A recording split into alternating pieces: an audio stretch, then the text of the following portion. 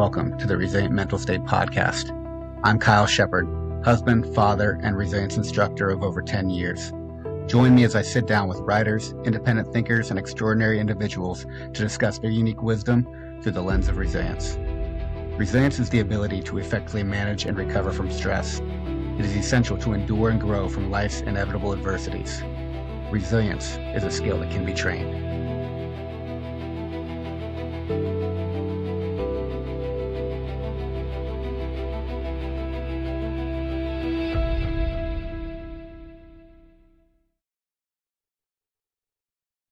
James Freitas, you are single-handedly responsible for my now newfound respect and admiration that I have for birding.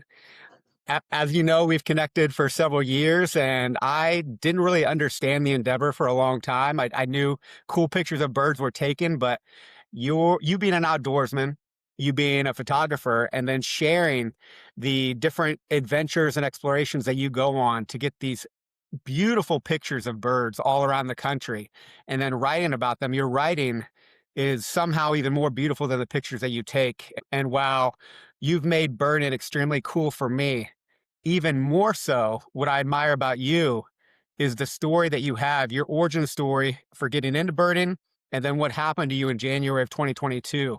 And now starting to share those experiences about an injury that changed the outlook of your life, how you responded to it.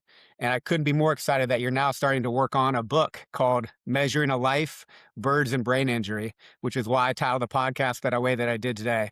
And I could not be more stoked to talk to you, brother. It feels like I've known you for a while, but this is actually the first time that we have spoken, at least verbally. We've texted many times, but I'm stoked for today. It's great to actually meet you in this fashion. Thank you. I'm stoked too. It's awesome. Heck yeah, brother. So let's go back to the beginning. I'm interested in young James. What got you into, obviously, your love of nature, but then particularly birds? Birds are just accessible, and my parents' home had a nest of woodpeckers. So big, large woodpeckers I would see often, and it was like I was always very I dove into things. So it was dinosaurs, it was the Air Force, it was birds, and birds stuck. So just having always those woodpeckers, osprey, red-tailed hawks, just being able to because of where I grew up, there were birds around. They were just always there. So being where I was, I want to know as much as I can about these birds. And that's what happened. I spent a lot of time on Martha's Vineyard in my life, and growing up, I was there a lot, and there's ospreys there. I say at least 100 pairs breeding. They're always, you see them every day, wherever you look, every town on islands.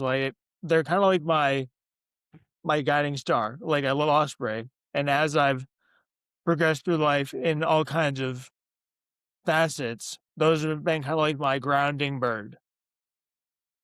Very cool. And I'll be interested in other birds and the relevance they have for you, which you've alluded to in some sneak peeks of what to expect in your coming book. And of course, I feel like I don't know all the different species of birds, but my goodness, it seems like you've had hundreds of posts on different types of birds, their relevance, their beauty, their background, and of course, the photographs that you're able to capture of them. When did you start actually going outside of your relative area to capture different types of birds? I think the first trip I decided to be a bird photographer was I went to Alaska in 2017. And I was not there to bird, I was there for sled dogs, but I saw an American dipper. Got nice pictures of that dipping. I was like, that's amazing. I love that. So then after that, I realized I love the camera, and then kind of my interest in photography and birds melded. So I went to, in Alaska, also moose and eagles, and then I went to my friend lives in California, so I was seeing him, and I went, there are all these sparrows, there's a trail by a river, and just those tons of birds. I'd never seen golden crowned sparrows before because I'm from the East Coast, so that was exciting to me. And I feel like I did not really start traveling for birds outside of New England until I did my big year in 2024 after my accident, because I want to kind of have a reason to just move and do stuff. So that was kind of my drive to go to like Arizona, Sedona, Louisiana, California, all for birds. And it changed my life. It was probably the best year of my life. In 2024? Yeah. And you said you were in Alaska in 2017, so Yes. it wasn't necessarily for birds at that time. It was sled dogs. It You was had many other interests. I know fly fishing would be one of them. What other things were you doing back then that you were passionate about? fly fishing. I like to whittle too. Then like whittling also became about birds and little ducks and owls. Cool. I write obviously a ton, always poetry, then nonfiction, and also short stories and fiction. But now it's mostly nonfiction. I read a lot. I love Dostoevsky, all the Russians, Tolstoy, um, David Foster Wallace. At like a big time in my life was like my life was infinite jest, and also this is a supposedly fun thing I'll never do again, and considered a lobster, and that was just I've always been a lover of words, and reading and writing has kind of like been my. I've had a few through lines in life. One's writing, one's reading, one's birds. I love that. Was there any reason that, I mean, again, you're one of the most beautiful writers that I'm aware of, and your tie into your photography just makes it that much more powerful. What initially got you interested in writing, and what age was that? I wrote my first short story in second grade, and my teacher loved it. So she was like, read this to the class, and we made a little book of it. It was about pirates and hamburgers. So I was very clearly young, but I was like, I love this. So I did that. I also read the first novel I wrote was by Jack London, The Call of the Wild. So I read a lot about like wolves and sled dogs, and then just kept doing that and was like, what else can I do? Like that poetry, and then I worked in academia in college for a little bit, but that was so specific. I was like, that does not have as much reach. So I went to grad school for journalism, and then that was in New York City. And the more I did that, I was like, I miss being outside. I miss trees. I miss birds. I miss rocks. Even in the city, I live by Tompkins Square Park, and there are hawks there. So like that kind of kept me sane.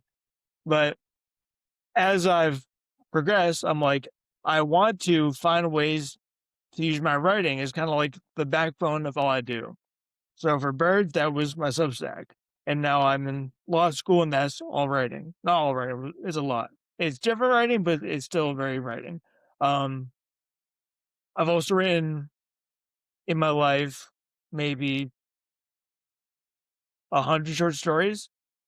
I'm I'm too like self-conscious to try to publish those, but they're kind of like there were times where I just do that every night and kind of reflect on like my life. They're very, very much autobiographical, but as I did more, they became less so. And I just, I don't know, I just feel like creativity, like writing is the bedrock. And then you can write about stuff and then go live, write, go be creative, write about that.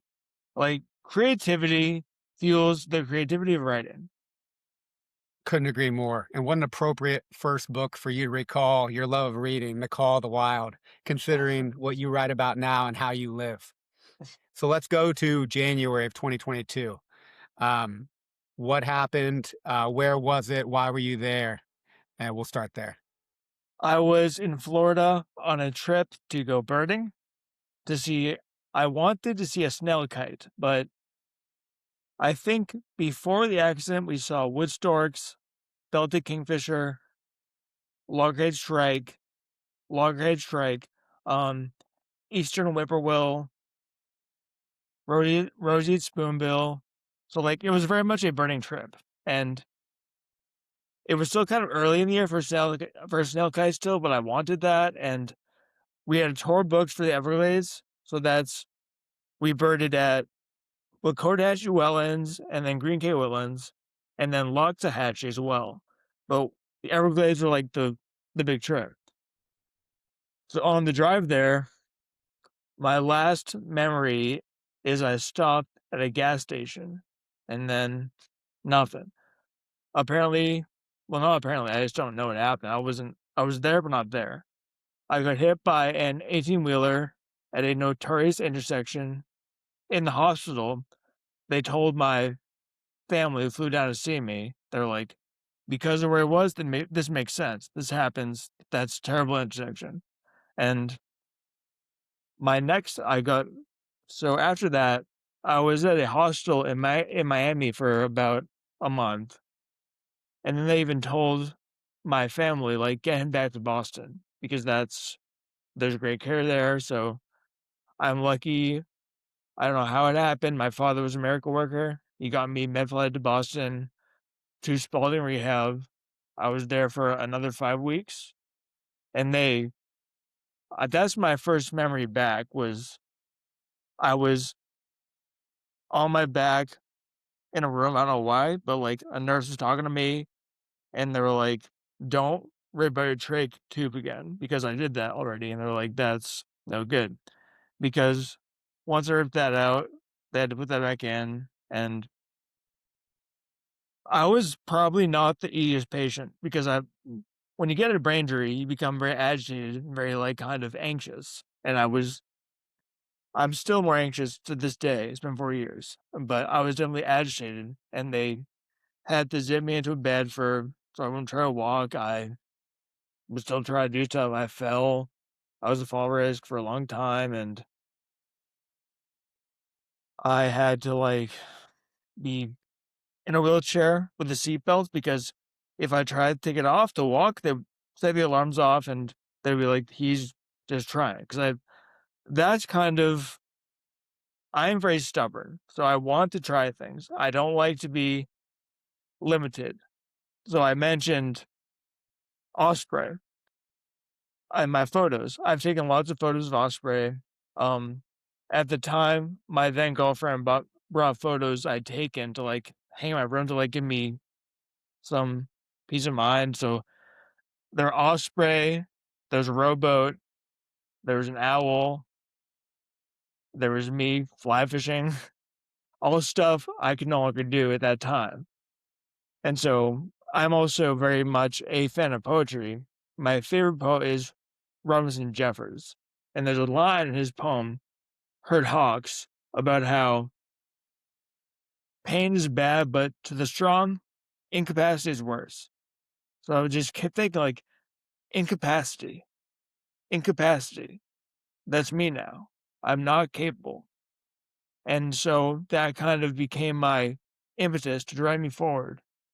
And I worked very hard. Every day of my life was speech, PTOT, speech, PTOT, and then also recreational therapy where you like would paint or build stuff. And I built a birdhouse. So, and now I still have that. And I don't have it with me right now, but when I see it, I'm like, that was a low point, but there was always birds. And I just, again, incapacity, that still kind of has always been, that line has always stuck with me, even before TBI. I was very close with my grandfather, and he's also stubborn, or was. And he was in the army, but he was doing tons of push-ups. He would flex to old age and be like, Steve, still got it. And I'm like, okay. But then one day he could not get up from the couch. And he was like, don't help me. I was like, let me try. And he was rocking back and forth. He was like, eventually got up. And he was like, that's a big deal for me. So I was like, I guess that's the same feeling, incapacity. So that's kind of through the book, a through line, just always having to reckon with ways that I'm less capable than I was, but learning to kind of fill those spaces with new capabilities. And that's what I'm trying to do. Yeah. That was 4 years ago. How old were you at that time when it happened? I was 28. 28. So you're 32 now? Yes. 28 years young. And you think of all the things that you were doing, you were passionate about. You were a single man at the time? I was not. You were not single man at the time? Okay. And so I do want to talk about your origin story of who you're with today, but that'll come here in a little bit. I first want to talk about capacity. that you referred to from the powerful poem and the story about your grandfather. What kind of, through your physical therapy, occupational therapy, speech therapy, what did you lose in that injury that you were focusing or that you were struggling with most when it came to capacity? Well, it's evolved. At that time, they told me I might never go upstairs again. I was like, no way, I'm doing stairs. And so my PTs, I still know their names. Taryn, like Sam, like they kind of saved my life. And like Taryn would literally push me, like to make me not fall, like push me. And like, I love that. Like just kind of make me work, like make me try very hard. And so early on, it was physical, just balance, stairs, walking, my right hand, my right side. My right hand is still not right, but that's another story.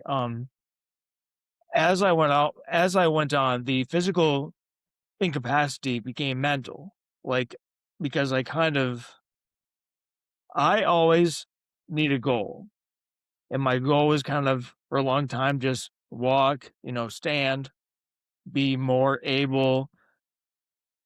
I love to lift weights, so I tried to lift weights way too soon and fell, hit my head, but that's me being stubborn. But so as I went on, physical limitations became mental. Like I was profoundly depressed for a year. I mean, I was very suicidal. I had very detailed plans of how I was going to just stop this.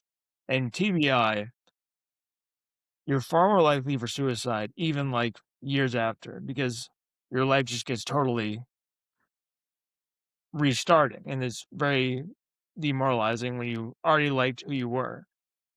So, like at the time when it, on for the accident, I was currently in the process of like looking for new jobs. I just interviewed for one, and then they contacted me when I was in a coma, like for another round, and I was like, well, I guess that's no go. But like, so I always had to like think about what I was trying to do, and then kind of returning back to still in progress, like not really feeling worthy and just I'm rambling, sorry. But Not at like all. This is powerful stuff. And you know what I write on, which is resilience. And like many words out there, we put these connotations on them. And when life smacks us in the face with an 18 wheeler and we're used to having a certain capacity and that's taken away from us, sometimes a word like resilience can be off putting. Like, why the fuck can I get back on my feet? Why can I figure this out? Why am I struggling so hard mentally, physically, spiritually right now? And you know how I feel about you. You are a true testament to what resilience is. And that's not because things were great right after the incident. As you just alluded to, they were not at all. And you mentioned some of your therapists saved your life. You talked about having suicidal ideations and even creating plans. And you can't appreciate the beauty of life without understanding the darkness and the depths. And there's no better way to understand than to experience it. And while you didn't seek that experience out, you had to meet that unprepared and work your way through that, not only physically to get some of the capacities that you have back today, but mentally and spiritually in the way that you write about your story now. It is beyond moving. And for you to share that vulnerability, I think is so important because no matter how hard we train, how prepared we are, the curveballs that we could never predict are going to come in various forms. And to be able to literally crawl your way back to the capacities that you're speaking to while still being limited compared to what you were before the accident, as you know, it's a lifelong battle that you talk about and write about regularly, and risk will always be high. But understanding that and still pursuing capacities, maybe in a different way, in a new way, and a more beautiful way that you could ever plan for is exactly what you're doing. And that is more inspirational than somebody that just has it from day one and never gets completely thwarted by different forms of adversity. The comeback story is always the most powerful, and that's what you're speaking to right now. I mean, I feel like my life was pretty good. I had been very lucky for my whole life. Now that I face adversity, I think like I never faced real adversity, no hardship, nothing. And so I'm not glad to have a TBI, but I'm glad that I've had to face something like this because it gives motivation in a way that nothing else can. And also like so one of my faults is I have a quick temper. Like and like this gives me something to direct that at. Like it's a enemy that will never go away. It's always something to rage against. And I just a common metaphor TBI survivors use, and I've used in my Substack, is it's like Sisyphus pushing on the hill and then rolls down. Start over, rolls down. Pure futility. And that's enraging, but it's kind of the only reality there is that's the way it's gonna be. Because yes, it's a blessing that neuroplasticity is lifelong, but it's also like if it never ends, that means it's never over. Like it's kind of a double-edged sword. And I think that this happening to me has made me I liked who I was. I'm I'm glad that parts of me still carried through, but like I think I'm better now. I'm different. I'm definitely limited in a lot of ways. Like I won't enumerate all things that are different, but I'm not the same. Like I have things every day. I'm like, this is hard. Like something pretty tangible people understand is weight training. I've always done that, loved it since I was like 17. But now it's like the right side of my body just does not do that. And like people I've trained with will laugh because like I'll fail a rep with a certain weight and I'm like, leave it on, I'll try again because in my mind, I'm like, my brain just has to know what's happening. And then I get, 5 reps. So like, how did you do that? That's insane. I was like, that's just my brain. That's the way it is now. And so I think the lesson I take is get back under the bar, try again, and just believe in yourself and things will happen. Like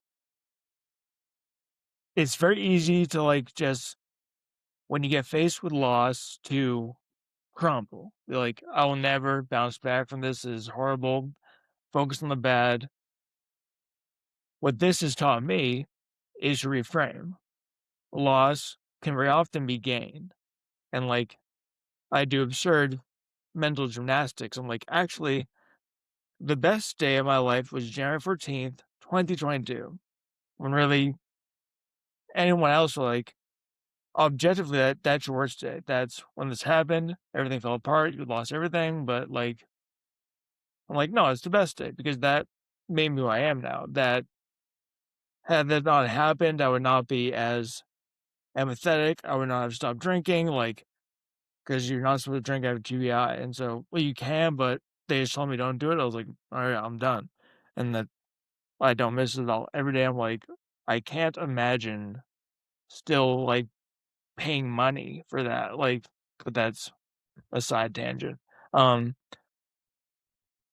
I just like had this not happened, I wouldn't be in law school. Like I wouldn't be focused on help others. I wouldn't be writing the book I'm writing. I wouldn't have gone to see puffins. I wouldn't have gone to see a red cockaded woodpecker. Like all this stuff, all these positives are to thank that day.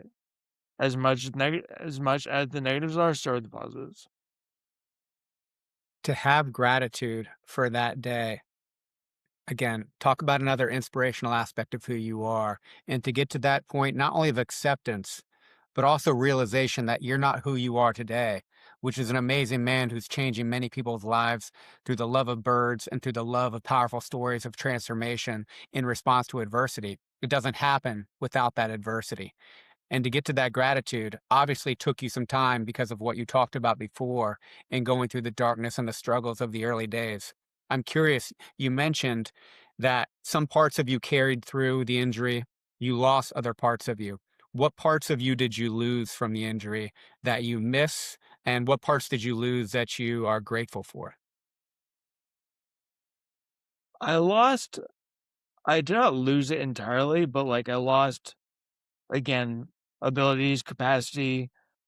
I was a very good fly fisher, and now I'm just not as good. I can still do it, but it's not the same, and what I loved about that was being good. So that was kinda like the main enjoyment was like, I can go just make a great cast, catch fish all day, but now I can't. So I miss that. I also miss drumming. I lost that. I started drumming in the 4th grade, and I became very good. I made the all-state orchestra twice. I made jazz combo a bunch of times. I performed in Boston Bunch, and that was a huge part of my life.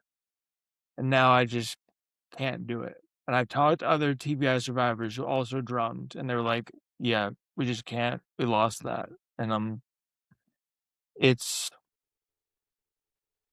something I don't talk about a lot because I kind of drummed less after college, and then I lost entirely. So it's like people would maybe think like, "Oh, you already were stopping," but I was just it was one thing to do it less, but still be able to, if I wanted to, just sit down and play at the kid. But now I can't do it, and that it kills me because that was a huge part of who I was for the first, 25 years of my life. And then what parts of you did you keep that you are thankful for? I'm so thankful I can still write because that's nothing else matters to me. Like that's not true. Things matter, but like that's the my paramount concern is like, did I write? Can I write? Like I remember after my TBI, the first thing I wrote back was a Substack maybe 6 months later about that line of poetry, incapacity, and that was because that was where my head was at, and that's still where it's at. But like, it was definitely not as good, but and I couldn't type because my hand didn't really work. So I was like, it took me much longer. But just knowing I could still sit down, have a thought, and make a sentence, and then make my sentences work together to convey ideas. I think, I mean, you write, but like writing is, I think, much harder than people think. Like, and much more time intensive and much more like every keystroke is intentional and has a purpose. Every word has to justify itself. And just knowing that I still have that instinct to know, you know, kill your darlings, omit needless words, thank goodness, because that was the way that drumming was, I started 4th grade, that was who I was, but writing was 2nd grade, so that's even more. So that's kind of I don't know if I would still see myself as myself if I did not write. And there's an analogy that you alluded to there when it comes to writing, how it forces us to slow down. And you think about the structure of a beautiful post, starting with one stroke of a key or one line with ink to paper, and putting pieces together as you slow down and try to formulate, let alone a thought into a sentence, into a paragraph, into an entire post. What you had to do with yourself following the injury, there's an analogy there where you have to slow down and figure out what you're trying to put together, where your orientation is, which powerfully, either I didn't see the post or I'm forgetting it when it comes to incapacity or this orientation around capacity and stubbornly, which I love. We're very similar in that way, trying to get that back in the ways that you can control. And whether that's through the physical motion, the development of speech. And for those that are not watching our conversation, but just listening, they wouldn't see that you're wearing a special pair of glasses. So another capacity that you had affected was your vision, and working on one, recalibrating your body to this new normal, and then trying to build skills upon that new baseline that you have to deal with. How frustrating that would be, but creating a beautiful post, if you will, now of your life in the way that you have, that takes time, that takes a lot of energy, that takes slowing down to structure something together that is meaningful. And to hear you talk about this, uh, very powerful, brother. I think slowing down is the kind of common denominator of my improvement overall. Like every therapy I had, physical therapy, OT, speech, they're always like, slow down. And like that's was often the barrier between me and like improvement was I was always rushing. Even still in my speech, I rush. And that's always something for me to work on, but slowing down, I don't know if you journal, but I used to journal a lot by hand. I can't do that now as much. But when I do by hand, it's very slow. So I think every word. I'm going very slow because I'm having these thoughts at this much reduced pace. And then I think about my speech and going more slowly, that the common maxim is think before you speak. And now I never realized how much I have to do that because I think not only what will I say, but how will I say it? When will I breathe? How does my mouth move? Where does my tongue go? Like, there's much that's, I mean, TBI is an invisible injury, but I don't think people realize how much thought goes into everything I do. Like, be that tying my shoes, be that speaking, be that eating with a fork and knife. Like, it never ends, it's constant. But the key is always slow down because that's when you have no choice but to go at a reduced pace to retain capacity, then you have no choice. You have to slow down and you kind of, as you do that, you learn the elements of each thing you once rushed through. And you learn like how you kind of maybe could improve each little part of it. And so true of building any new skills, whether they were extremely adapted skills that you had that were taken away from you, or brand new skills that you've never learned because you didn't know any better. And you mentioned all of these things that we take for granted, like me speaking to you right now without having any significant brain injury. I've had some concussions and a few things, but nothing that has greatly changed the trajectory of my ability to formulate words. Tying shoes, breathing, eating food. We do all of these things subconsciously because we are so proficient and adapted to them. But if you had something, cut that right here acutely right now and it was taken away, you mentioned exactly the only way to get it back. If you rush back in, slow is smooth and smooth is fast. And if you can't go slow, you'll never be able to go fast. And to learn a new skill, you must start slowly so you can develop the foundation to do so. But if you had that and then had it taken away, so in your head, you know how easy it was. And now it is one of the most hardest things that you can do. And people listening to you right now, you sound incredible. And if you have a keen ear for it, so someone like me, audiologist, and my wife's a speech pathologist, I've worked with people in oral rehabilitation, so you can hear slight things. I have a slight lisp, and they actually assume it's because of some of the head injuries that I've had in my past, because they call it neurologic. It doesn't fall into a neat category of your standard lisp. So maybe just getting knocked in the head a few too many times. But you're talking right now beautifully. You're formulating thoughts well, but to understand the work that you must have put in, how slow you had to go for what you just spoke to, and where you place your tongue, when you breathe, your eye contact, and if you weren't helping your right eye, and how much energy you have to put into the right eye having light come into it, because that also is going to provide a lot of information to your brain. All of these things that you're having to relearn how to do, and how much energy that takes. I mean, 4 years is the drop of a hat for some, and it's a lifetime for others. I'd love to hear about just more some of that climb back to where you are today, particularly when it came to speech, because I know there's a good story within your speech therapy as well that would never have happened without the injury. So speech is kind of when I think 4 years out, what my symptoms are that won't get resolved, or they get resolved well enough, but I still notice deficiencies.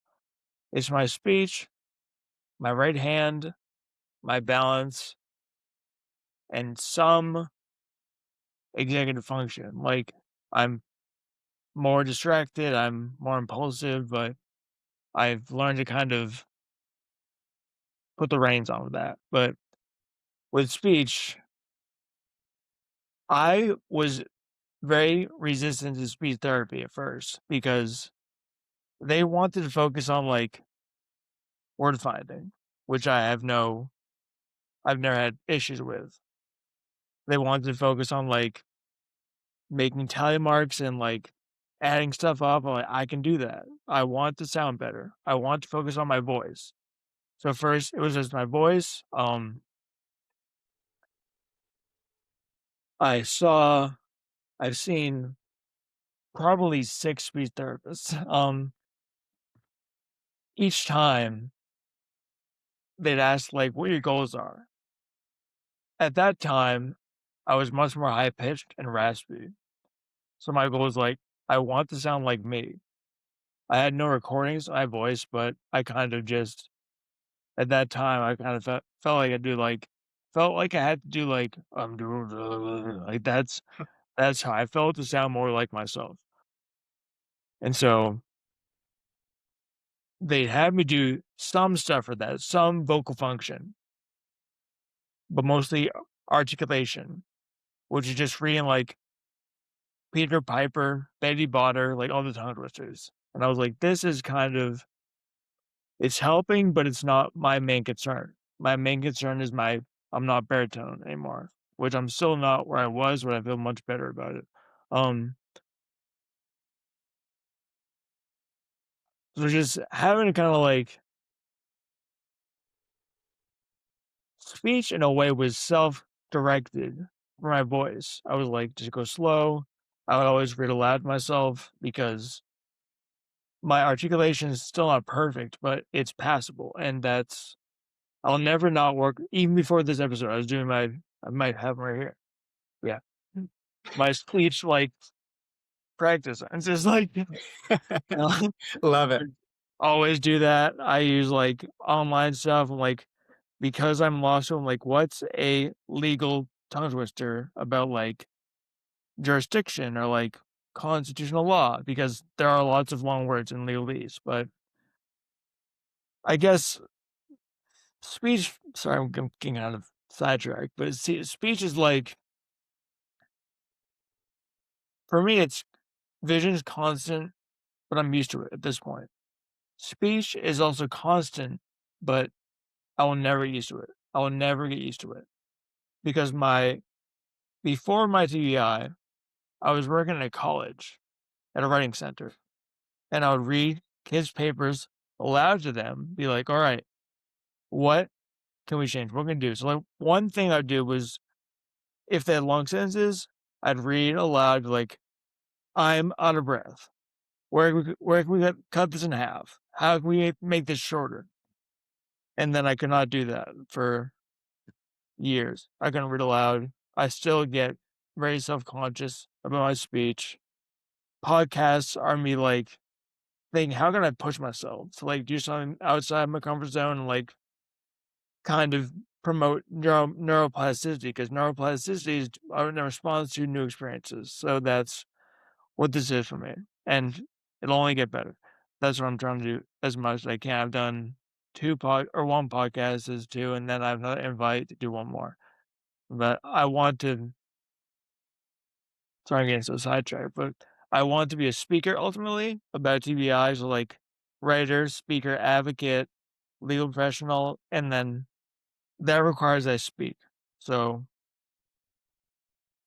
I always do exercises and still vocal function. I have a straw right here because I blow into straws and like hum my kazoo right there too, and like my nebulizer that my girlfriend bought for me because I think you've alluded a couple times that there's a good story connected to that. So I'm currently dating my speech therapist, and I met her in 2023, and she's kind of so committed to my former speech. Let me be clear. I'm dating my former speech therapist because that's a violation of just date a patient. So I wanted to ask her out. So I asked her at an appointment. She's like, "Well, you can't be a patient. You would have to be discharged and never come back." So I told her, I was like, "Then discharge me right now." And she was like, "Well, you've been a patient for a long time, so we have to do more tests. So let's make one more appointment, do that." And I was like, "Okay, we'll do that." I had that appointment and then met her for it wasn't a date yet. I was like, I want to like kind of feel this out because I don't know if she's doing this to be nice or just kind of actually interested. So we met for like a walk on some trails, and eventually, after two of those, I asked her out to dinner, and we've been dating ever since. And it's it's great because she is very familiar with TBI because that was her job, and she also is very invested and knows me, and knows, like, how much I will never not want to get better. So, like, she knows, like, "Let's do vocal function. Let's do some stuff now. Let's send me a recording of this, or send me, like, a paragraph, like, read this, record it, and send it." And then she'll be like, that was good." So, it's kind of it's nice just to have someone that understands because TBI, no one does. Not no one, but it's pretty hard to understand unless you've lived it, either as a survivor or a caregiver or a loved one of a survivor. And so she understands not only my speech, but she'll know, like, he gets more anxious easily. He gets fast. He wants to rush always. He wants plans. He wants to have concrete like steps for his day. So she knows what my specificities are and my limitations and my peculiarities. Yeah, and not only is it hard to understand if you don't have direct experience either having a TBI yourself or professionally involved in rehabilitation of those who have suffered from TBI, it's just furthermore, it's hard to appreciate what you go through. Again, as people sit here listening today, which by the way, I never heard your voice before your accident. I think you sound amazing. I Thank you. like the sound of your voice. I would take yours over mine. I always joke I sound like Kermit the Frog with a lisp, but No. I'll accept it. I'm good to go. I'm not self-conscious about it. Obviously, I talk a lot in public, but I think you sound phenomenal. So she must have been quite good, but still, I think you made the right call by being discharged and dating her because that post about your guys' relationship origin story, I have so many favorites when it comes to your writing, but that is up there. It's not because I'm married to a speech pathologist. There was some fun overlap in your story. But man, you talk about another aspect of that injury that wouldn't have happened Yep. unless you were in speech therapy, both TBI to meet her. Just these beautiful things that can come from tragedy of different kinds. And you could never know that until it happened. And if you didn't stay in the arena. And since I've known you, that has been tried and true every time. Like your interest in taking on challenge.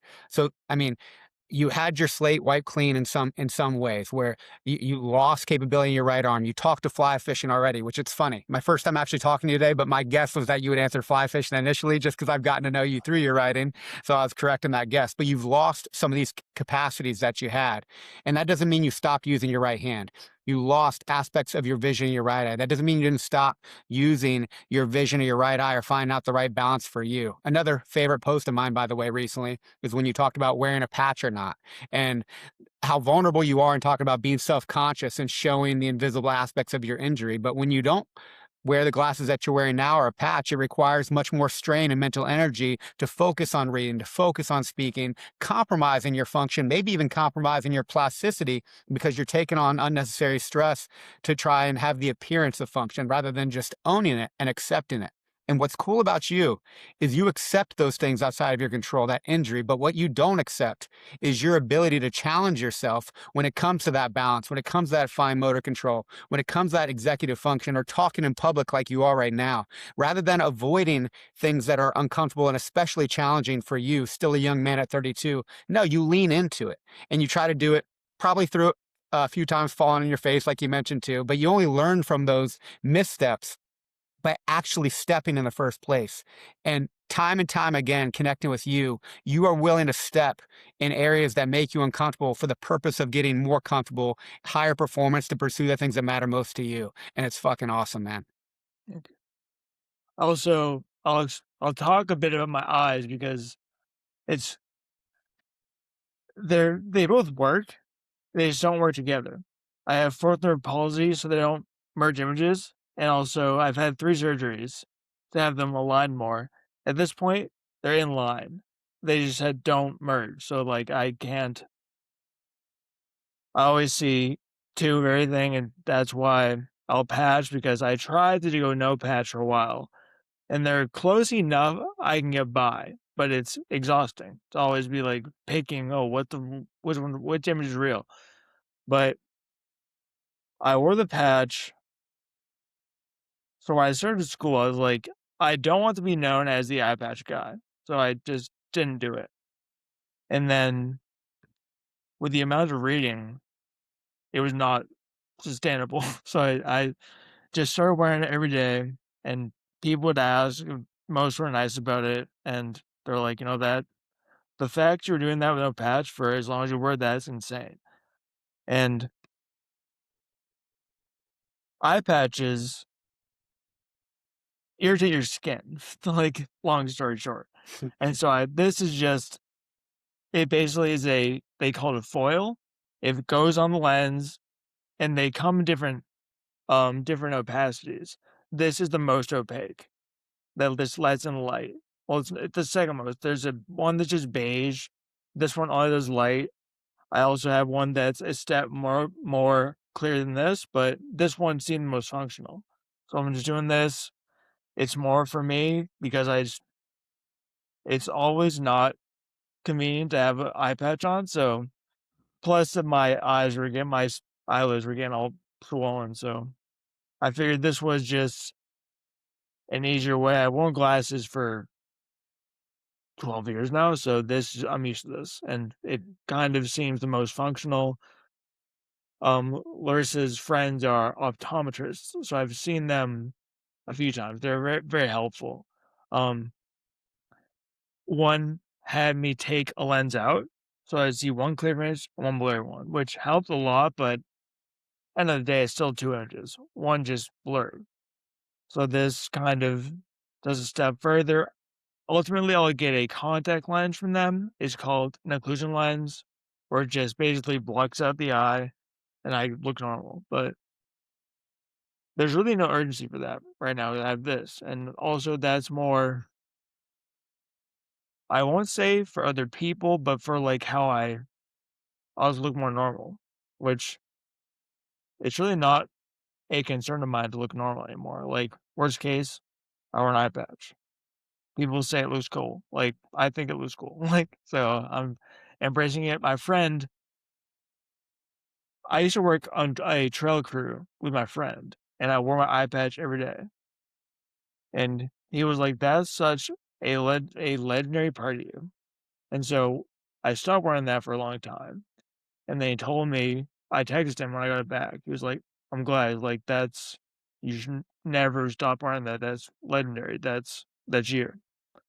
So I feel like that is kind of become part of who I am.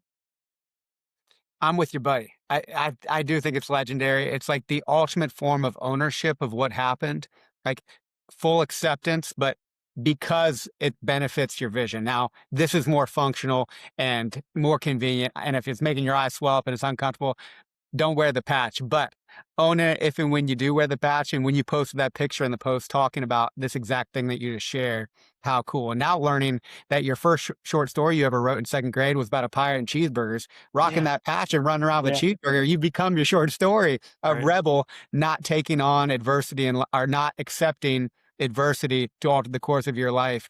It's funny parallels to think about there. But yeah, you owning that and not having this urgent sense to look normal.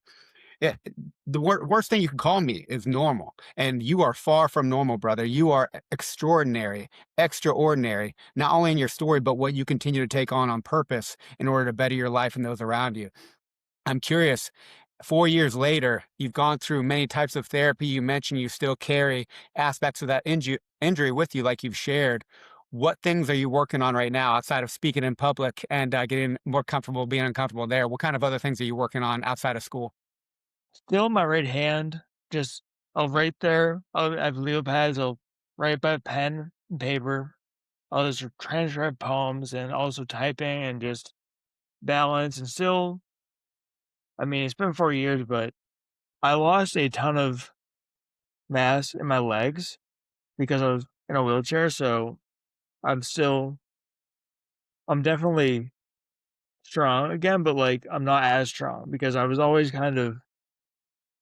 I was a hobby powerlifter. So I've kind of wanted to get back to that, but that took me, years the first time. So it'll take longer now. But I do that most with a lot of focus. Like I just want to regain the physical abilities. And as far as mental stuff, like executive function, I've been meeting with doctors about ADHD, and so I'm doing a trial period of medicine right now, but we'll see. I mean, I'm kind of I was not like I kind of not neglecting it, but like I kind of did not think much of my health too often, even when I was, 28, because I was healthy. I was, whatever. I don't need it. Why worry? But now I'm like, I would not be here if it was not for doctors and for healthcare and for health insurance. Like that's so I'm like, what ways can I, find the best solutions for me in that same arena? Like, it's been 4 years, but I know the names of doctors. I'm like, Dr. Vito, Dr. Houston, like these people that just were Dr. Doggy, like that'll save my life. Like I spent so much time in hospitals. So like I was always around these people and I'm just grateful. And so part of that has changed my perspective where I'm like, if I'm seeking guidance for how to solve my problems from people like that are trained and that know and who have been they're doing this for the benefit of people like me, then why neglect my needs? Well, if there's anything about you, God knows you'll keep getting back under the bar, whether it's powerlifting, executive function, and what you just talked about already. And again, speaking of the gratitude that you have, it's so cool to see not only for the accident, but for the people that facilitated the recovery to where you are today as you continue to recover, take on things yourself, and to give back. That gratitude obviously is a foundation in resilience from our lives past and our ability to continue to thrive now. And for you to speak to that, not only within what happened to you, but those who influenced you as you recovered. Respect, brother, because it's worth reflecting on that. It's worth sharing that because, especially in response to adversity and significant loss like you've experienced, it'll change your lens. It'll change how you see the world, and it's harder to see the good when you focus on just the bad. But anything can be reframed, and when you reframe these things and these people that helped you to get to where you are today, and then the amazing people you meet, to include your girlfriend, doesn't happen without that, but it requires reframing. It requires getting back in that arena, getting back on the horse, getting back after trying to see those birds, and finding ways to endure. I do think that trying to see those birds is kind of like that's giving me reasons to like this accident happened on a birding trip in a rental car. So I drove a rental car to see a bird. And that sounds like nothing, but for me, that was like hugely important. I was like, I have to do this. I have to be behind the wheel looking for this common Black Hawk because I want to like get redemption because last time I rode or drove a rental car in pursuit of a raptor, I got smoked. Like, so now I go try again, show myself that won't always happen. Because ever since I do always assume the worst case scenarios. I assume catastrophes will happen. If it's good, it gets taken away. And so that's something I always work on. But just doing stuff in pursuit of birds as I would have. Like that hawk, the black burning warbler. I was up every day in like the month of May, like 5 a.m. to find that bird, get a picture, which I did. Seeing northern parrots, seeing chestnut-sided warblers, seeing magnolia warblers, like that kind of that reminds me, or birds do. They remind me who I am, and like writing is internal. It's solitary. It's just me and me. So I'm like, well, who's judging? Like, if I'm still myself. Whereas like birds is like, can I do this thing that I would have? Because the birds don't care. They're gonna be doing what they do. They won't be looking for me. They don't want to make this easy for me, but I want to see them. So I have to like get up early, get out there, walk around, probably walk a bunch of miles just to see this tiny bird. And that's again something I would have done. So just knowing that I still can was very important. And like because I've birded my whole life, lots of birds have memories associated with them.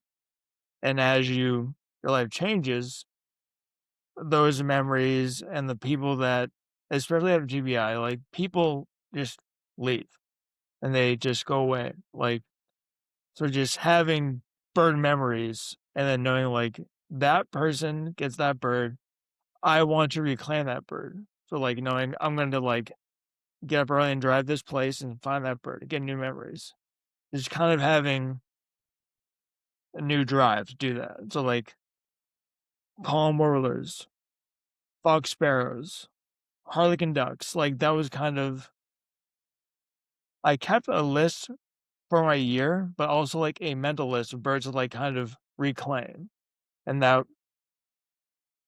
that's where they're important to me because they were mine before not mine, but, like, those memories, and now I want new ones. I wanna have, like, I won't get too into the one of them it's on where the harlequin duck, but, like, it made me sad to think of that memory. So I went to see them early in the morning with my father, who wants to start birding. I was like, "We'll find these ducks." We went to, I think, Rockport, Mass, and there were tons of them, and that was a special day because I was reclaiming the bird.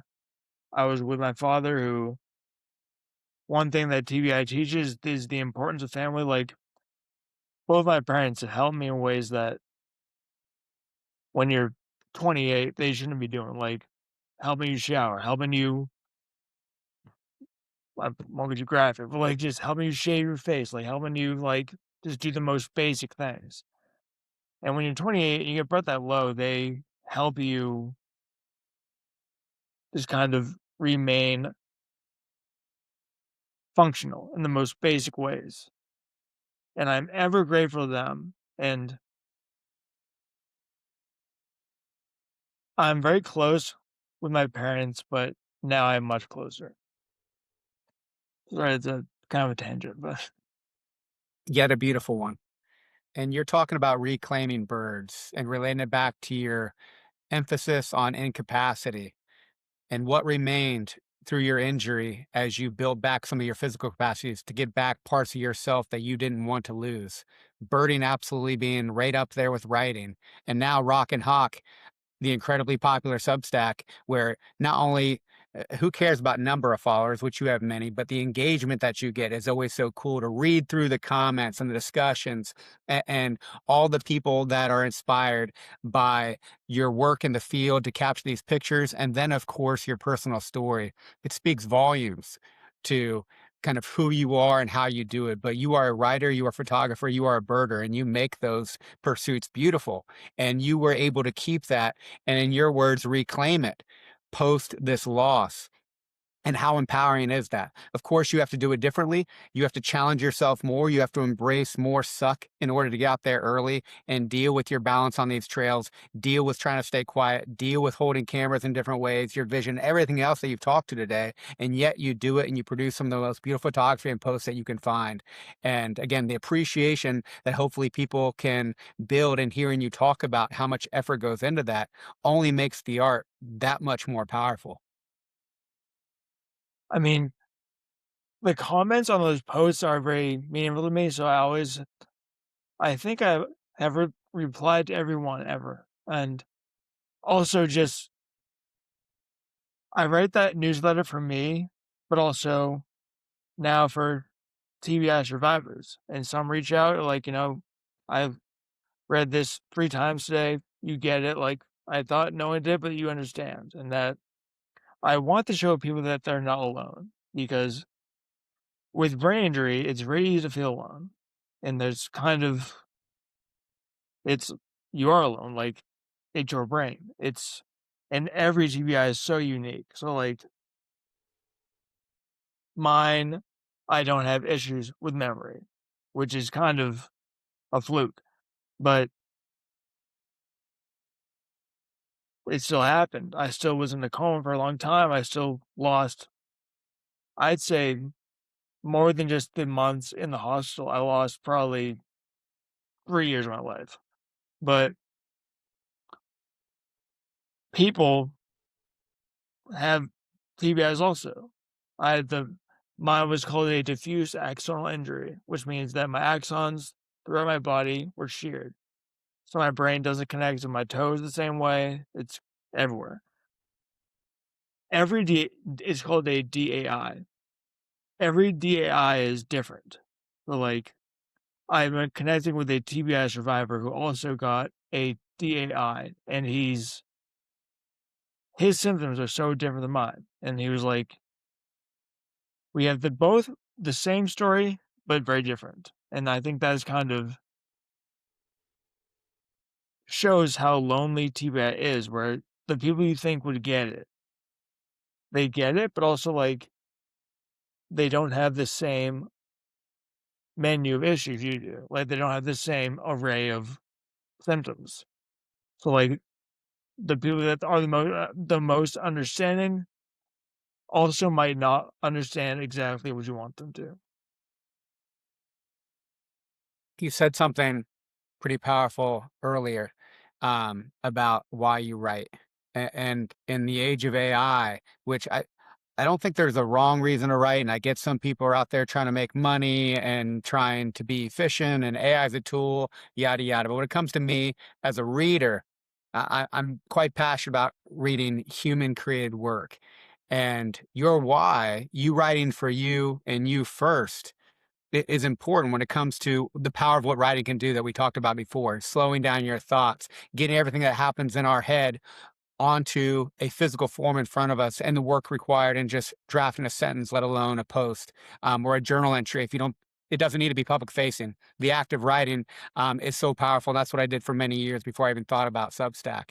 But in in order to do that and do it authentically, incorporating other tools or doing it for anyone other than yourself first, you're going to lose something in that process. You're going to lose the true benefit it can have for you. But then unintentionally, and as you alluded to with DAIs, it's a one of one every time it happens. The brain is so complex, the body is so complex, we're all individually unique, that you could have a million individuals with diffuse axonal injury, and it'll be a million different combinations of symptoms and experiences and memories and everything else that comes from it.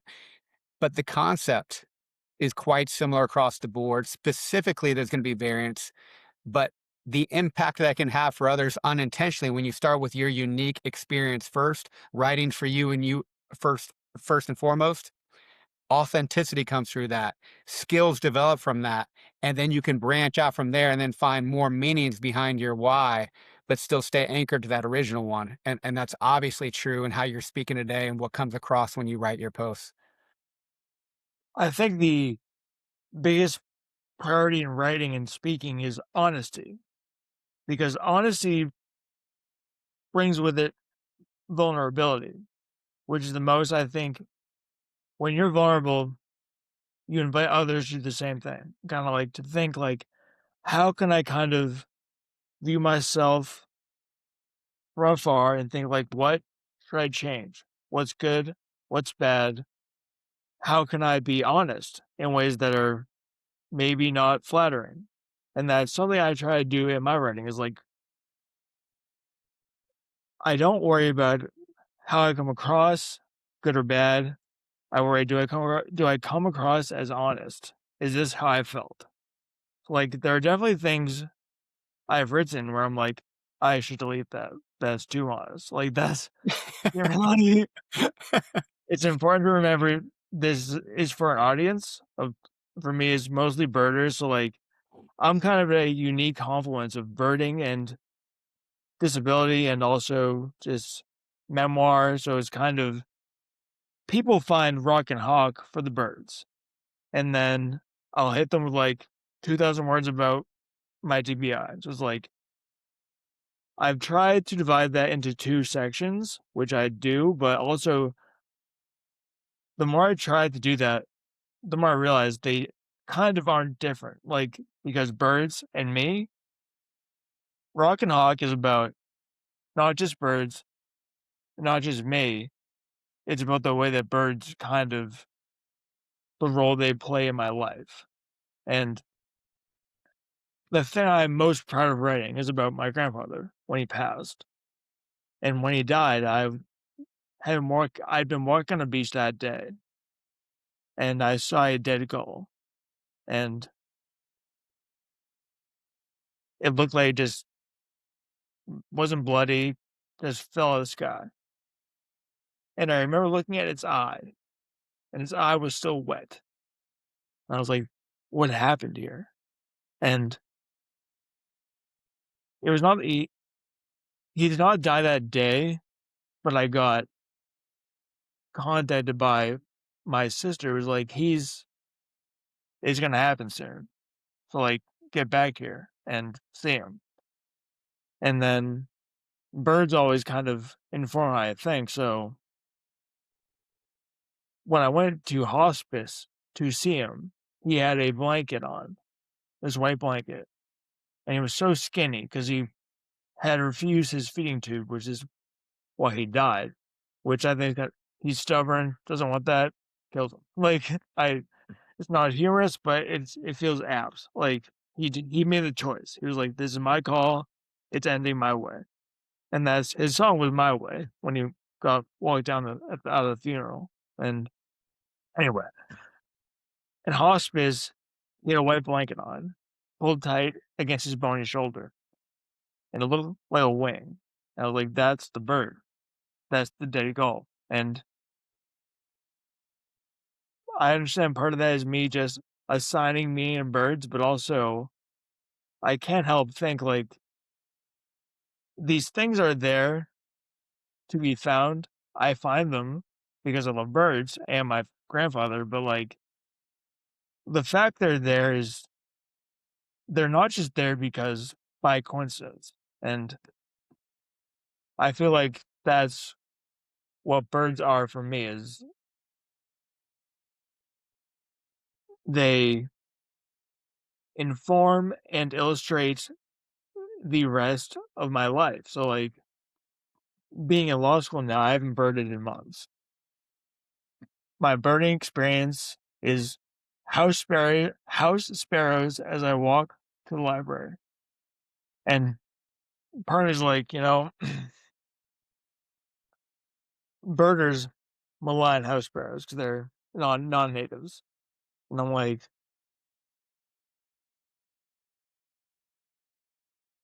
Had this been 2022, 2021, 22 was a wash, but had this been 21, I would have been scoffing. And now I'm like, that's a house sparrow.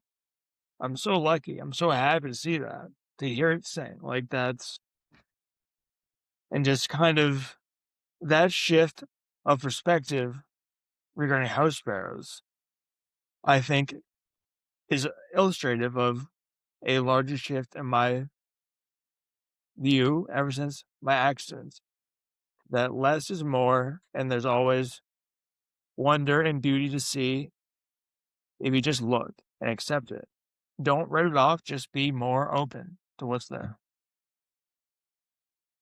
First of all, rest in peace to Grandpa Freight Train. It sounds like the apple did not fall far from the grandfather tree in your case. And I have no doubt he's beyond proud of you as you do things your way in response to what you've done.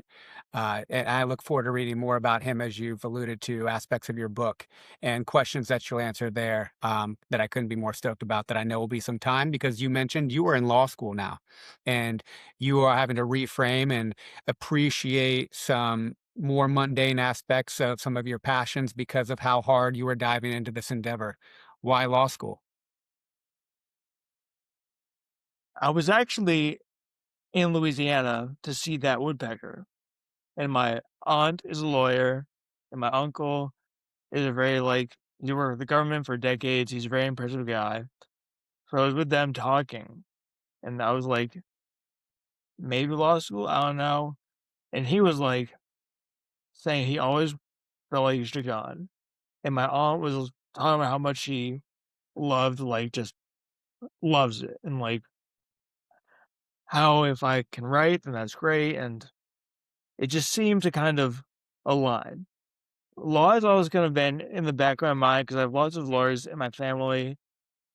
My great uncle, my aunt, my cousin, both cousins, so I see them it's viable. And for me, I'm like, I like to write, research, and I have a new kind of passion to advocate for. And how can those things intersect? How can my skills become useful for that capacity? And to me, the first thing was, well, law. That makes the most sense. So it's early for me to decide exactly what kind of law I'll practice, but I'm going to gain experience with disability this summer, and I'm excited to see that. And it just seemed like a way for me to employ my skills that was useful. Writing is, I'll do that. I'm doing the book. So that's also useful, but that's kind of for me. I want to use my skills for others. Bring your problems to me and help me help you. And I like how you said alignment. You're bringing together all these capacities that you have built back for yourself since the injury, and then finding alignment in them to not only help yourself, but then help the world and leave your mark in the way that you can. Again, beautiful, brother. I could talk to you all day, and you've exceeded every expectation that I had, which was already quite high. I'm going to put in the show notes, of course, the links to your Substack account, Rock and Hawk, as well as your website. I cannot speak highly enough about all of it, because your photography, your writing, and your story is perspective setting when it comes to how we can live a meaningful life, regardless of what happens to us. And again, the way that you are willing to take on challenge and what you've shared with me over the years and how we've engaged, no matter if it's in the physical domain, the mental domain, the social and spiritual, it's inspirational, because it's one thing to talk about it and write about it. It's another to live it, and to live it day in and day out, like Sisyphus, like you said. You'll be pushing that rock your entire life. And coincidentally, Rock and Hawk, you'll be pushing that rock your entire life. And you accept that. And you have a smile on your face right now, because you'll figure out how to do it with a good attitude, like you do, as you keep developing more and more adaptations to do it and enjoy it. Brother, this has been such a pleasure talking to you today. And I look forward to the next one. Thank you. So do I. Take care. You too.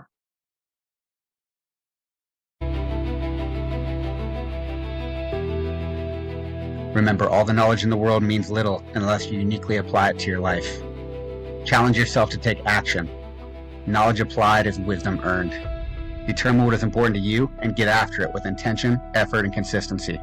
Until next time, stay resilient, my friends.